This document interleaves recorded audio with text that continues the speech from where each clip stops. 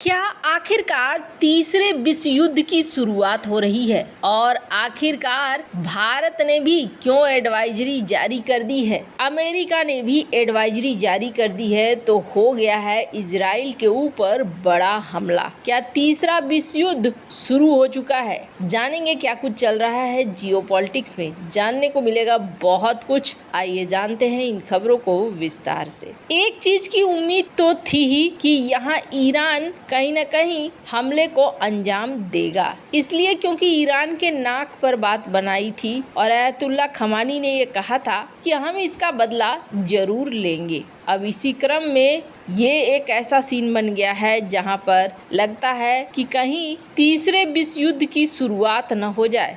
शुक्रवार को जारी एक रिपोर्ट में दावा किया गया कि दोनों देशों के बीच बढ़ते तनाव के बीच ईरान अगले 2 दिनों के भीतर इजराइल पर हमला कर सकता है और यहूदी देश इजराइल ईरानी खतरे से निपटने की तैयारी कर रहा है। वॉल स्ट्रीट जर्नल ने एक अधिकारी का हवाला देते हुए ये रिपोर्ट दी है, जिसे ईरानी नेतृत्व ने जानकारी दी थी। ईरान के साथ इजराइल की सालों पुरानी दुश्मनी एक नए टकराव की ओर बढ़ रही है, जबकि यहूदी राष्ट्र पहले से ही गाजा में हमास के खिलाफ महीनों से युद्ध कर रहा है, जिसका फिलहाल कोई अंत होता हुआ नहीं दिख रहा है। वॉल स्ट्रीट जर्नल ने जिस अधिकारी के हवाले से ये दावा किया है, उसने ये भी कहा है कि ईरान अभी भी इजराइल पर सीधे हमले के राजनीतिक जोखिमों का आकलन कर रहा है। द वॉल स्ट्रीट जर्नल की रिपोर्ट के मुताबिक ईरान के सर्वोच्च नेता आयतुल्ला अली खामनेई के एक सलाहकार ने कहा कि हमले की योजना से संबंधित फाइल सर्वोच्च नेता के सामने पहुंच चुकी है और वो अभी राजनीतिक जोखिम का आकलन कर रहे हैं। दूसरी तरफ संयुक्त राज्य अमेरिका के राष्ट्रपति जो बाइडेन ने ईरान के लिए एक संक्षिप्त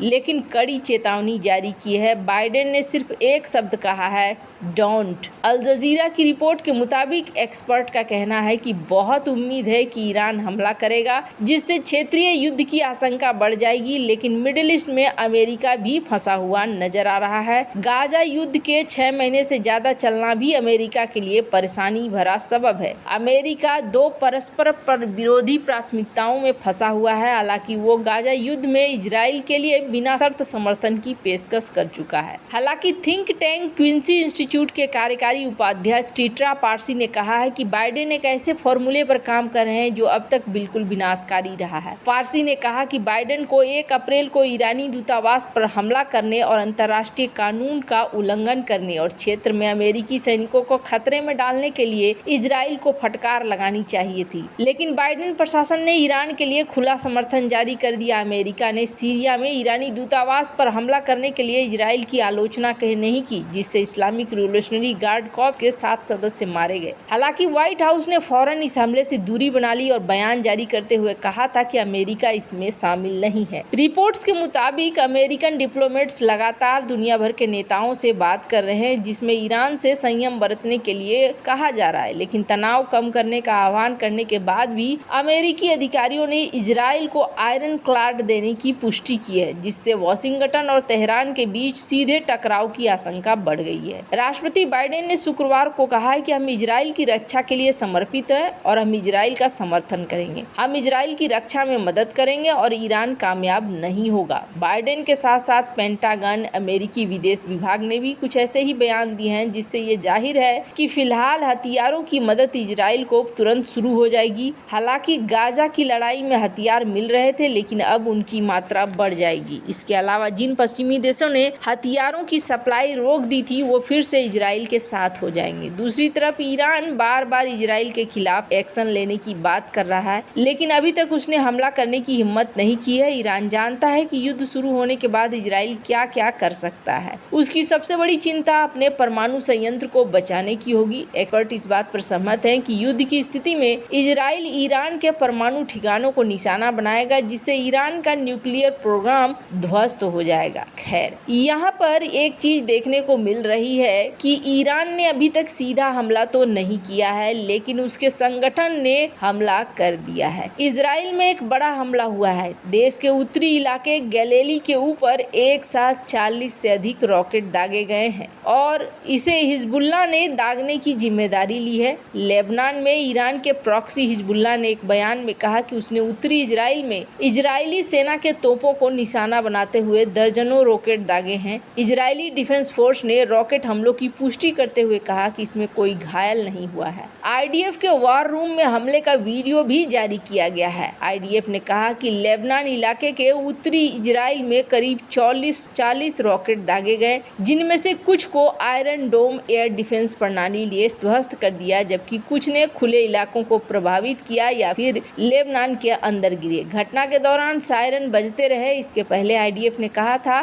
कि एयर डिफेंस ने उत्तरी इजराइल में हिजबुल्लाह द्वारा लॉन्च किए गए 2 विस्फोटकों से भरे ड्रोन को भी मार गिराया है। हमले के कुछ देर पहले ही इजराइल डिफेंस फोर्स के प्रमुख लेफ्टिनेंट जनरल हेरवी हलेवी और अमेरिका के सेंट्रल कमांड के प्रमुख जनरल माइकल एरिक कुरिलो के बीच में एक महत्वपूर्ण बैठक हुई, जिसमें इजराइल पर ईरान के संभावित हमले को लेकर चर्चा की गई। आईडीएफ के प्रवक्ता रियर एडमिरल डेनियर हगारी ने एक प्रेस कॉन्फ्रेंस में इसकी जानकारी दी। उन्होंने कहा कि हमने स्थिति का मूल्यांकन किया ताकि ये सुनिश्चित किया जा सके कि हमारा समन्वय मजबूत हो। उन्होंने कहा कि संभावित ईरानी हमले की कड़ी चेतावनी के बीच नागरिकों के लिए निर्देशों में अभी कोई बदलाव नहीं हुआ है। हिजबुल्लाह ने ये रॉकेट हमला ऐसे समय में किया है जब ईरान ने वाणिज्य दूतावास पर हमले के जवाब में इजराइल को सजा देने की कसम खाई है। बीते बुधवार को ईरान के सर्वोच्च नेता अयातुल्ला खामनेई ने दमिश्क स्थित ईरानी राजनयिक परिसर पर हमले को ईरान की जमीन पर हमला बताया था और खामनेई ने कहा था कि इसे अंजाम देने वाले शैतानों को सजा मिलनी चाहिए और सजा जरूर मिलेगी। अब इस क्रम में ये देखने को मिल रहा है, अब यहाँ पर कहा जा रहा है कि करीब 100 से अधिक ड्रोन और दर्जनों मिसाइलों को इजराइल के अंदर सैन्य लक्ष्यों को निशाना बनाने के लिए तैयार किया गया है। शुक्रवार को किसी भी समय ईरान इन्हें लॉन्च कर सकता था।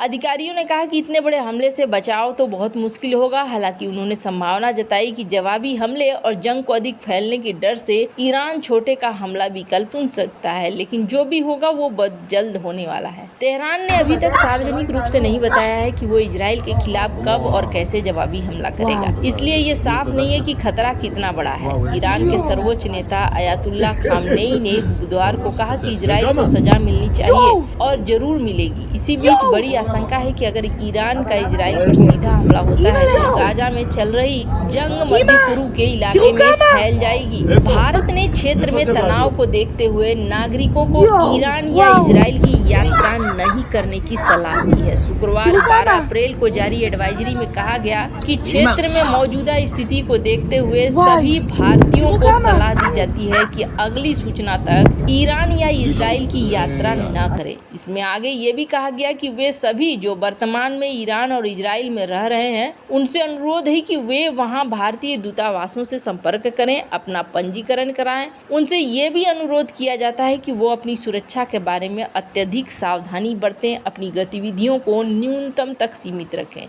ईरान के जवाबी हमले की आशंका के कारण अमेरिका ने भी इजराइल में अपने नागरिकों को सतर्क रहने को कहा है। यरूशलेम में मौजूद दूतावास ने गुरुवार को जारी एडवाइजरी में अमेरिकी नागरिकों से उन शहरों से बाहर नहीं निकलने की चेतावनी दी है जो आयरन डोम डिफेंस सिस्टम से सुरक्षित हैं। इसमें कहा गया है कि सुरक्षा वातावरण जटिल बना हुआ है, राजनीतिक स्थिति और हाल की घटना का आधार पर तेजी से बदल सकती है। अमेरिकी सरकार के कर्मचारियों और उनके परिवार के सदस्यों को तेल अवीव, यरूशलेम, बियरशेवा शहर से बाहर यात्रा करने से रोक दिया गया है। इसमें आगे कहा गया है कि सुरक्षा स्थिति को देखते हुए अमेरिकी दूतावास और अमेरिकी सरकारी कर्मचारियों और उनके परिवार के सदस्यों को इजराइल के कुछ क्षेत्रों और वेस्ट बैंक की यात्रा पर भी रोका जा सकता है। वैसे आपको क्या लगता है इन सब मामले में, आपकी क्या राय है? कमेंट कर जरूर बताएं। जल्द मिलते हैं अगले वीडियो में नई खबर के साथ।